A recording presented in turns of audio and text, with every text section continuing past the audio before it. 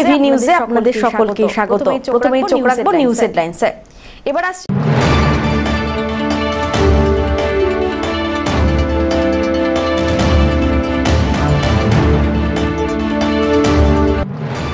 খুনের মামলায় রায়দান, অভিযুক্তের ফাঁসির সাজা ঘোষণা করল জলপাইগুড়ি জেলা আদালতের অ্যাডিশনাল থার্ড কোর্ট।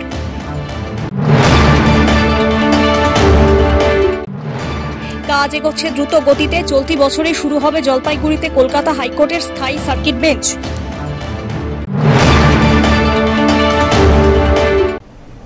এবার আসছে বিস্তারিত সংবাদে।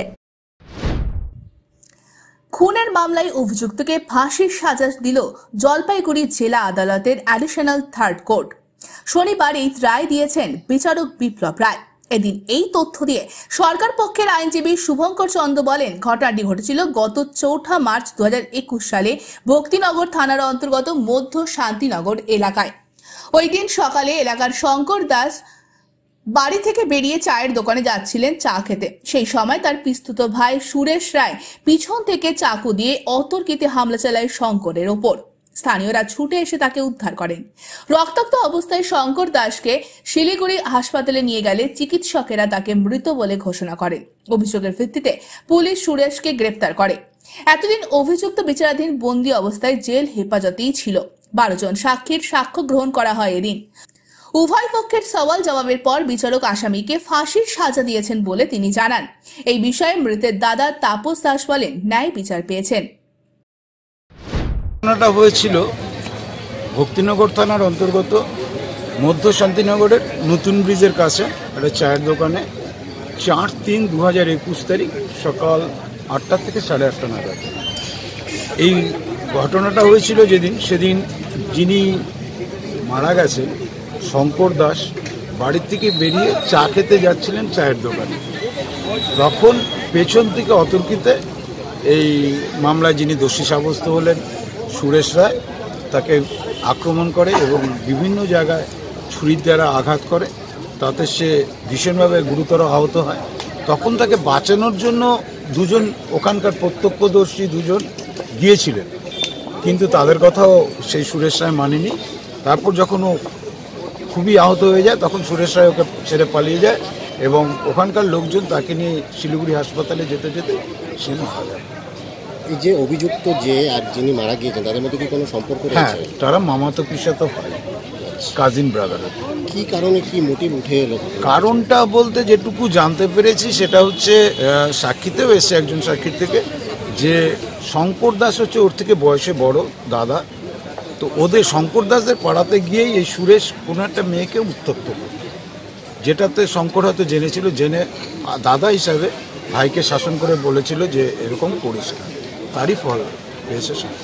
এই মামলায় টোটাল সাক্ষী ছিল 18 জন, আমাদের সরকার পক্ষ থেকে 12 জনকে দিয়েছে। শেষ পর্যন্ত আজকে কি রায় হলো? রায়টা হলো সাহেব সমস্ত কিছু বিচার বিবেচনা করে আসামিকে ফাঁসির সাজায় দোষী সাব্যস্ত করে। একদম কড়া সর্বোচ্চ শাস্তি। হ্যাঁ, যেটা সর্বোচ্চ শাস্তি, কারণ এটা যে কেসটা, যেই ঘটনাটা আসামি করেছে এটা রেয়ার অফ দি রেয়ার। কি হয় যে মারা গেছে সে আপনার কি হয় বা এই আপনার কি হয়? যে সে হচ্ছে আমার ভাই যাকে মারছে। হ্যাঁ, যাকে মারছে সে হচ্ছে আমার ভাই। নিজের ভাই? না, নিজের ভাই না, মামাতো ভাই। আমার ভাইকে সকালে চা খেতে গেছে, চা খাইতে যায়, দোকান থেকে টাইনে নিয়ে এসে 4 রাস্তা মোড়ে, ব্রিজে 4 রাস্তা মোড়ে ওইখানটাই মার্ডার করছে। দুনিয়ার লোক সব দেখছে, সামনে আগে জানে। এইটাই তার আমার এই যে আজকে যেটা হইলো এটা আমি খুব খুশি। এদিকে মৃতের আত্মার শান্তি কামনায় ও ন্যায় বিচারের দাবিতে মৃতের বন্ধু প্রণব কুমার দাস ও কয়েকজন ব্যানার নিয়ে জলপাইগুড়ি জেলা আদালত চত্বরে উপস্থিত হয়েছিলেন। তিনি জানান, এভাবে বন্ধু খুন হওয়ায় তারা মর্মাহত। পোস্টার নিয়ে এসেছে যে আমরা ন্যায় চাইতে এসেছিলাম, ন্যায় চাইতে, যে প্রকাশ্য দিবালোকে এভাবে 4/3/2021 সালে 8:30 আনুমানিক হবে 8:30 নাগাদ তাকে খুন হতে হয়। এবং শুনেছি শঙ্কর দাস, সে আমার বন্ধু ছিল, আমার বাড়িতে মাঝে মধ্যে যাতায়াত ছিল, তার পেশায় রাজমিস্ত্রি ছিল এবং হচ্ছিল তার বাবা মা দুজনেই মারা যায়। এই 2 ভাইকে নিয়ে খুব কষ্ট করে অভাব অনটনের মধ্যে জীবিকা নির্বাহ করত। সে পাড়ায় কারোর সঙ্গে কোনো ঝামেলা ছিল না, কোনো খুব ভালো ছেলে বলে পরিচিত ছিল এবং একটা ভালো ছেলের প্রতি আমরা দাঁড়িয়েছি, এটাই গর্ববোধ করছি যে আমরা দাঁড়িয়েছি। আজকে এসেছি তার কারণ আজকে রায়দান পর্ব ছিল। স্বর্গীয় শঙ্কর দাসের খুনের রায়দান পর্ব ছিল আজকে। যেটা আপনাদের বক্তব্য, আমরা খুশি, এই রায়ে আমরা খুশি এবং ভালো যে ন্যায়ের পথে চলছে। সব্যসাচী মজুমদারের রিপোর্ট।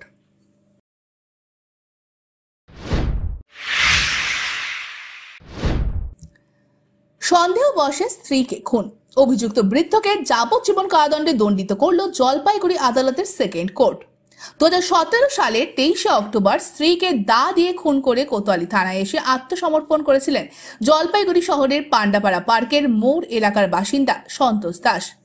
দীর্ঘ বিচার প্রক্রিয়ায় 17 জনের সাক্ষ্য গ্রহণ শেষে শনিবার অভিযুক্তকে যাবজ্জীবন কারাদণ্ডে দণ্ডিত করেন বিচারক।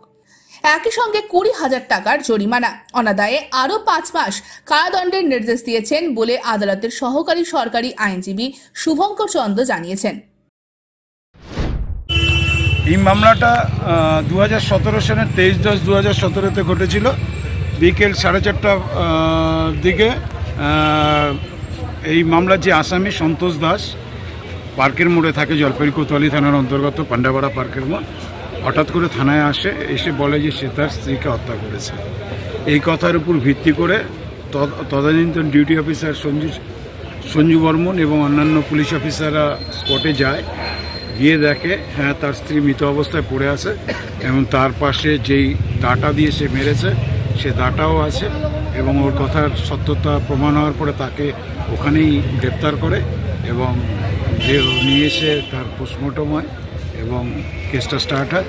তখন থেকেই এই সন্তোষ দাস জেলে আসে এবং তার এগেন্সে চার্জশিট হওয়ার পরে বিচারের জন্য ফার্স্ট কোর্টে প্রেরণ করা হয়।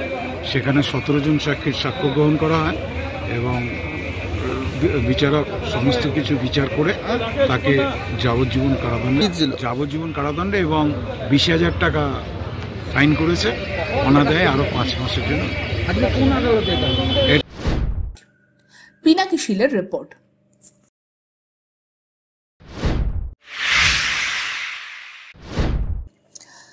চলতি বছরেই জলপাইগুড়িতে কলকাতা হাইকোর্টের স্থায়ী সার্কিট বেঞ্চ চালু হবে। শনিবার জলপাইগুড়ি শহর সংলগ্ন পাহাড়পুর এলাকার জাতীয় সড়কের পাশে সার্কিট বেঞ্চের নির্মীয়মান ভবন ফের পরিদর্শন করেন কলকাতা হাইকোর্টের বিচারপতি বিশ্বজিৎ বসু ও বিচারপতি শম্পা সরকার। বর্তমানে জলপাইগুড়ি টাউন স্টেশন সংলগ্ন জেলা পরিষদের ডাকবাংলোতে কলকাতা হাইকোর্টের অস্থায়ী সার্কিট বেঞ্চ চালু হয়েছে। এদিকে জাতীয় সড়কের ধারে স্থায়ী সার্কিট বেঞ্চ নির্মাণের কাজ চলছে দ্রুত গতিতে। এদিন নির্মীয়মান স্থায়ী সার্কিট বেঞ্চের অগ্রগতি সহ অন্যান্য আরও কাজের বিষয় খতিয়ে দেখেন দুই বিচারপতি। পরিদর্শনের পর বিচারপতি শম্পা সরকার বলেন, বিল্ডিং ও আইটি সাপোর্ট প্রস্তুত হলেই স্থায়ীভাবে সার্কিট বেঞ্চ এখানে শুরু হবে। না, ওটা তো আমাদের ঠিক নিজেরা ডিসাইড করতে পারবো না, তবে এই বছরেই শুরু হবে, শিগগিরই শুরু হবে। এই আর্থিক বছরে ম্যাম? না, এই আর্থিক বছর 3 দিন। ম্যাডাম আপনারা যে ইনস্ট্রাকশনগুলো দিয়ে গিয়েছিলেন সেগুলো সব অ্যাবসলিউটলি। এরপরে ম্যাডাম প্রসিডিউরটা কি আছে, মানে কিভাবে কি করবেন আপনারা? ইঞ্জিনিয়ারিং পার্ট আর কনস্ট্রাকশন পার্টের যা প্রসিডিউর তাই। এখানে তো আমাদের একটা কোর্ট তো চলছে একটা বিল্ডিংয়ে, সেখান থেকে শিফট করব আমরা নতুন বিল্ডিংয়ে। আমাদের পার্টটা এইটাই, বিল্ডিং রেডি হয়ে যাবে, আইটি সাপোর্ট রেডি হয়ে যাবে। আজকে আমরা আইটি ট্রায়াল রান করলাম কোর্ট থেকে, ফাংশনাল। এরা ম্যাডাম কি বলছে যে কবে মধ্যে তৈরি করে দিতে পারবে আপনাদের? না, এটা এনাদের বলার মতন না, এনারা তো করেই যাচ্ছেন, যা প্রত্যেকটা এসে আমরা ইনস্ট্রাকশন দিচ্ছি সেগুলো চলছে। এরপরে কি কোনো ভিজিটের এখনো কিছু ডিসাইডেড হয়নি। প্রাথমিকভাবে কটা রুম দিয়ে শুরু হবে সেরকম কিছু না, সেটাও এখনো ডিসাইড হয়। ম্যাম প্রগ্রেস কোথাও কোনো কম রয়েছে এরকম কিছু দেখছেন? না, ভালো প্রগ্রেস। আরেকটা বিষয়টা জিজ্ঞেস করি, আপনি তো বোধহয় হোম ভিজিটে গিয়েছিলেন, যদি একটু বলেন তাহলে। না, ওটা তো এটার চ্যাপ্টারের মধ্যেই পড়ে। ছাড়া ম্যাডাম যদি ওটারই আলাদা, ওগুলো তো আমাদের আমরা জলপাইগুড়ি যে কটা হোমে গেলাম, উই আর ভেরি স্যাটিসফাইড। বিচারপতি বিশ্বজিৎ বসু বলেন, দ্রুত গতিতেই চলছে, খুব তাড়াতাড়ি সার্কিট বেঞ্চের কাজ এখানে শুরু হবে। দেখছেন স্যার, মানে ভালো প্রোগ্রেস খুবই ভালো, যেরকমভাবে হওয়া উচিত তার থেকে অনেক বেশি স্পিডে কাজ হচ্ছে, অনেক বেশি। আপনারা স্যার ঘন ঘন পরিদর্শনে আসছেন, দেখতে হবে না পরের স্টেপসে শুরু হবে। আমাদের চিফ জাস্টিস আসবেন একবার ফাইনাল ভিজিটে, তখন আপনারা কোনো টাইমলাইন হ্যাঁ টাইম লাইন আমাদের আছে, তবে আমরা এখন বলছি না টাইম লাইন এখনই। আচ্ছা, ডিপেন্ড করছে আলটিমেটলি কতটা করে এই রাজীববাবু। পিনাকি শীলের রিপোর্ট।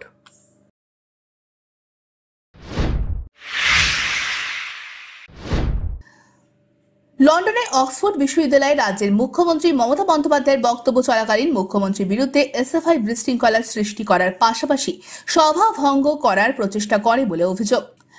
শনিবার এর প্রতিবাদে জলপাইগুড়ি জেলার বিভিন্ন কলেজের পাশাপাশি শহরের প্রসন্নদেব মহিলা মহাবিদ্যালয়ের সামনে তৃণমূল ছাত্র পরিষদ বিক্ষোভে সামিল হল। এদিন কলেজের গেটের সামনে জমায়েত হয় তৃণমূল ছাত্র পরিষদের ছাত্রীরা। সেখানে ব্যানার ও দলীয় ঝান্ডা হাতে প্রতিবাদে সামিল হলেন তারা। মুখ্যমন্ত্রী আমাদের লন্ডনে গিয়েছিল অক্সফোর্ড ইউনিভার্সিটি কেল্লাগক কলেজে, যেখানে উনি পশ্চিমবঙ্গের বিভিন্ন প্রকল্পকে তুলে ধরতে উনি লন্ডনে যায়। উনি শুধু সেদিন মুখ্যমন্ত্রী হিসেবে নয়, উনি ভারতবাসী, উনি পশ্চিমবঙ্গকে রিপ্রেজেন্ট করতে গিয়েছিল। তো সেখানে আমরা দেখতে পাই কিছু এসএফআইয়ের চামচেরা তারা ওখানে গিয়ে এই সভাকে বিভ্রান্ত করার চেষ্টা করে। এই কারণেই আজকে আমরা প্রসন্নদেব মহিলা মহাবিদ্যালয় তৃণমূল ছাত্র পরিষদ আমাদের কলেজ গেটে বিক্ষোভ কর্মসূচি করছি। কি চাচ্ছি আমরা যাচ্ছি, এটা কখনোই করা উচিত না। আজকে মুখ্যমন্ত্রী তো উনি তো মুখ্যমন্ত্রী, উনি তো কোনো দল মত নির্বিশেষে উনি গেছেন ওখানে রিপ্রেজেন্ট করতে। সেই জায়গাটাতে দাঁড়িয়ে কাউকে এরকমভাবে বিভ্রান্ত করা উচিত না। উনি ওখানে পশ্চিমবঙ্গকে রিপ্রেজেন্ট করতে গেছে, ভারতবাসীকে রিপ্রেজেন্ট করতে গেছে। সব্যসাচী মজুমদারের রিপোর্ট।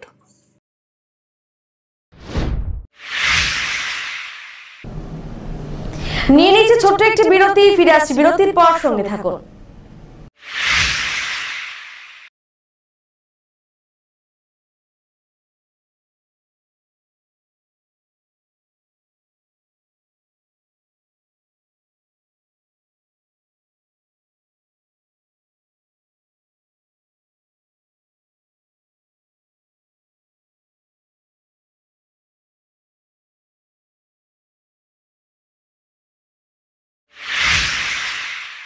এখন বিশেষজ্ঞ চিকিৎসকেরা নিয়মিত বসছেন লাইফলাইন উকিলপাড়া জলপাইগুড়িতে।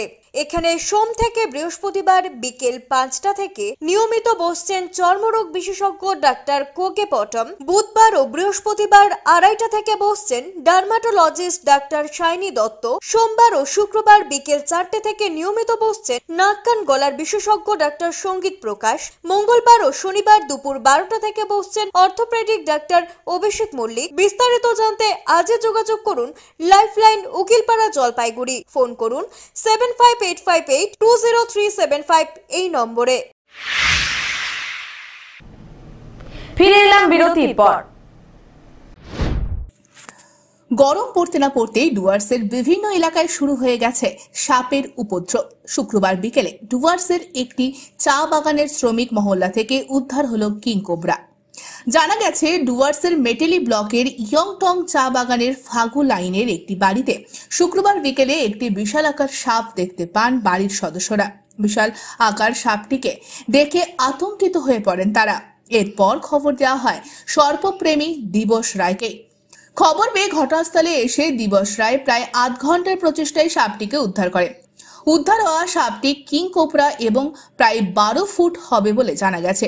উদ্ধারের পরে সেটিকে খুনিয়া স্কোয়াডের সহযোগিতায় জঙ্গলে ছেড়ে দেওয়া হয়। এর আগেও এই এলাকায় একাধিক কিংকোবরার সাপ উদ্ধারের ঘটনা ঘটে।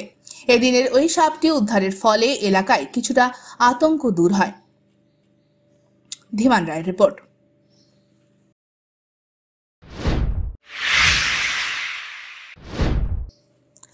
আলিপুরদুয়ার জেলার টোটোপাড়া এলাকা থেকে উদ্ধার হলো বিশাল আকার কিংকোবরা। ঘটনাকে ঘিরে চাঞ্চল্য ছড়ালো এলাকায়। শনিবার টোটোপাড়া এলাকার একটি বাড়িতে বিশাল আকার কিংকোবরা দেখে আতঙ্কিত হয়ে পড়েন এলাকাবাসীরা। খবর দেওয়া হয় বন দপ্তরের লঙ্কাপাড়া রেঞ্জে। ঘটনাস্থলে বনকর্মীরা পৌঁছে প্রায় 14 ফুট লম্বা কিংকোবরাকে উদ্ধার করে। পরে কিংকোবরাকে জলদাপাড়া জঙ্গলে ছেড়ে দেওয়া হয়। ধীমান রায়ের রিপোর্ট।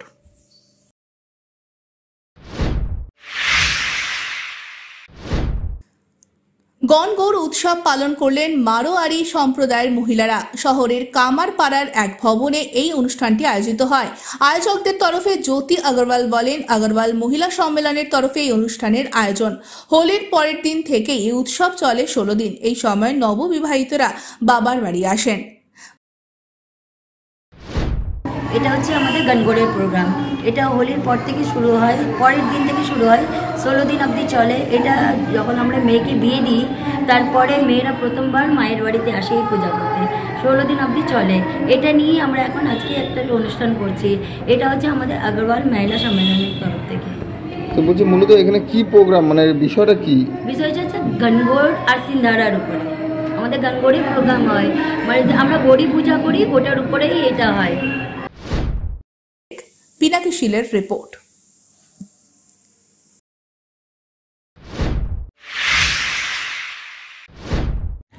মিলন সংঘ ময়দানে নকআউট ক্রিকেট টুর্নামেন্টের সেমিফাইনাল জমে উঠেছে। এই খেলার আয়োজন করে জলপাইগুড়ি মিলন সংঘ ক্লাব ও দিশারি ক্লাবের সদস্যরা। মিলন সংঘ ময়দানে 8টি টিম নিয়ে অনুষ্ঠিত হচ্ছে 16 ওভারের নকআউট ক্রিকেট টুর্নামেন্ট। এদিন সেমিফাইনালে বজরঙ্গি ওয়ারিয়ার্স বনাম বিহারি লায়ন্স খেলাকে ঘিরে টানটান উত্তেজনা ছিল। বজরঙ্গি ওয়ারিয়ার্স 15 ওভার 3 বলে 10 উইকেটে 160 রান করে। জবাবে বিহারি লায়ন্স 11 ওভার 3 বলে রান করে 86-10 উইকেটে। বজরঙ্গি ওয়ারিয়ার্স 74 রানে জয়ী হয়েছে। ম্যান অব দ্য ম্যাচ মধু ঘোষ। আগামীকাল চূড়ান্ত পর্যায়ের খেলা। আজকে নিয়ে আমাদের 6 দিন রানিং চলছে। আজকে সেমিফাইনাল, লাস্ট সেমিফাইনাল ছিল। সেই সেমিফাইনালে বজরঙ্গ ওয়ারিয়ার জিতলো, আর তার আগের দিন অটল ওয়ারিয়ার জিতেছে। কাল ফাইনালে অটল ওয়ারিয়ার ভার্সেস বজরঙ্গ ওয়ারিয়ার খেলা হবে। পিনাকি শীলের রিপোর্ট।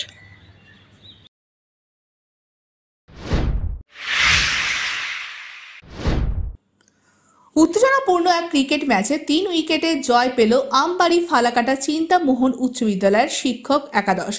শনিবার রায়গঞ্জ ব্লকের বিন্নাকুড়ি গ্রাম পঞ্চায়েতের আমবাড়ি ফালাকাটা চিন্তামোহন উচ্চ বিদ্যালয় ময়দানে অনুষ্ঠিত হয় এক প্রীতি ক্রিকেট ম্যাচ, যেখানে মুখোমুখি হয় রাজগঞ্জ প্রেস ক্লাব একাদশ এবং বিদ্যালয়ের শিক্ষক একাদশ। প্রথম ব্যাট করতে নেমে রাজগঞ্জ প্রেস ক্লাব নির্ধারিত 12 ওভারে 118 রান সংগ্রহ করে। দলের ব্যাটসম্যানরা ভালো পারফরমেন্স দেখালো। চিন্তামোহন উচ্চ বিদ্যালয়ের বোলাররা নিয়মিত বিরতিতে উইকেট তুলে নেন। জবাবে ব্যাট করতে নেমে শিক্ষক একাদশ শুরুতেই চাপে পড়ে যায়। প্রথম 2 ওভারেই তারা 3টি গুরুত্বপূর্ণ উইকেট হারিয়ে ফেলে, যা তাদের জন্য বিপজ্জনক পরিস্থিতি তৈরি করে।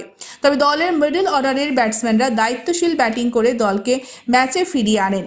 শেষ পর্যন্ত নির্ধারিত 12 ওভারের মধ্যেই 7 উইকেট হারিয়ে লক্ষ্যে পৌঁছে যায় শিক্ষক একাদশ।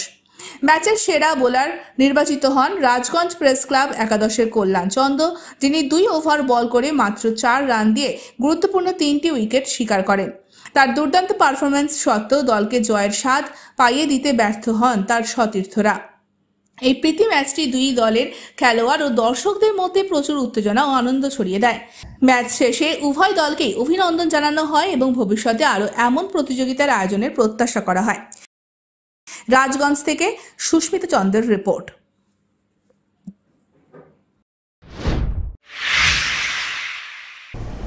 শেষ করবার আগে নিউজ হেডলাইন্স আরো একবার।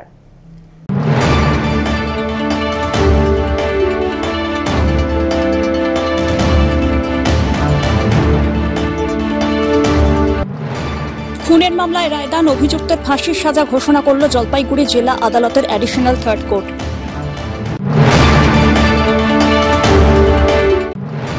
কাজ এগোচ্ছে দ্রুত গতিতে। চলতি বছরে শুরু হবে জলপাইগুড়িতে কলকাতা হাইকোর্টের স্থায়ী সার্কিট বেঞ্চ।